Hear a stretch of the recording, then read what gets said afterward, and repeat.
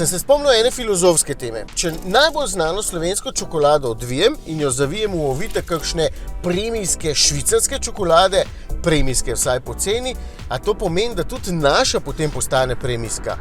Ker potem je v bistvu zavijanje platforme, motorja in še česa iz Peugeota 308 v drugačen ovitek tudi dovolj, da takšen DS4 lahko kličem premijski.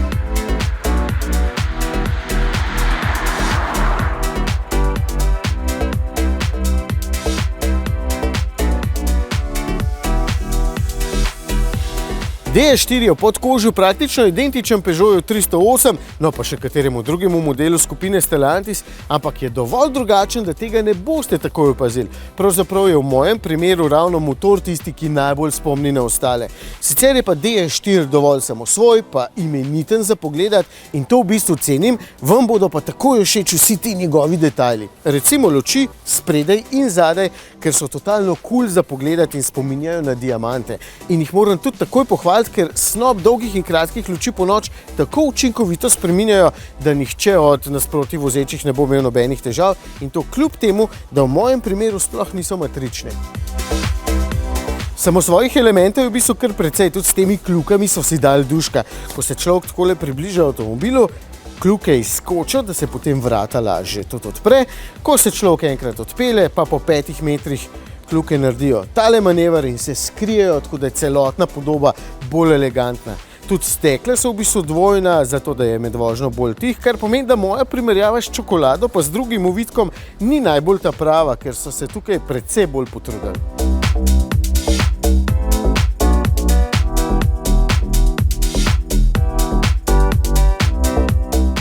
Še bolj boste najbrž navdušeni nad eleganco znotraj, čeprav tukaj se mi pa zdi, da so se v bistvu še preveč trudili z ustvarjanjem prestiža, ker so potem kakšen element postavili na manj logično mesto. Recimo kljuke za odpiranje vrat so toliko nizko, da jih vsak sopotnik išče kar nekaj časa, po drugi strani so pa stikala za odpiranje stekel čist tukaj le na vrhu. Se pravi, vsake stvari se človek hitro navadi, ni pa najbolj intuitivno tole. Ampak vse lahko zamižim pri takšnih malenkostih na eno oko, če posledično gledam tako moderno in zanimivo okolje. Skoraj prestižno mu lahko rečem, ker je v bistvu res modno. Sicer ne razumem najbolj funkcije tega zaslona tukaj, na katerem po pritisku upravljam stvari na tem zaslonu, ker če bi imel tukaj klasična fizična stikala, bi bilo vse skupaj 3-krat hitreje in lažje, ampak ne bi bilo pa tako fancy. Spredaj seveda prostora ne manjka, moram pa opozoriti na manj prostora tukaj le zadaj, pravzaprav na manj udobja, niti ne prostora.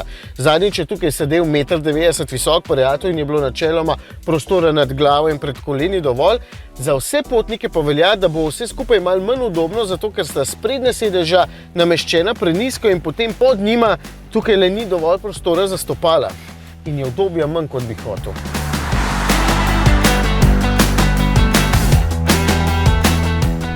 Se pa DS4 zelo lepo pelje. Seveda bo še bolj prijeten s kakšnim močnejšim motorjem, ker takšen 1,2 litrski trivaljnik pač brbota v slogu trivaljnih motorjev.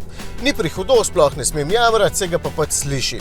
Sistem je sam po sebi dober, ker bencinskemu motorju s 100 kW moči pomaga še elektromotor z 21 kW in je potem skupne moči v bistvu dovolj, če niste ravno ves čas dirkaško nastrojeni. Dobrih 9 sekund do 100 pomeni, da se požene normalno hitro, na avtocesti se dobro počuti, ni pa s tem motorjem namenjen tistim, ki bi bili povsod radi najhitrejši.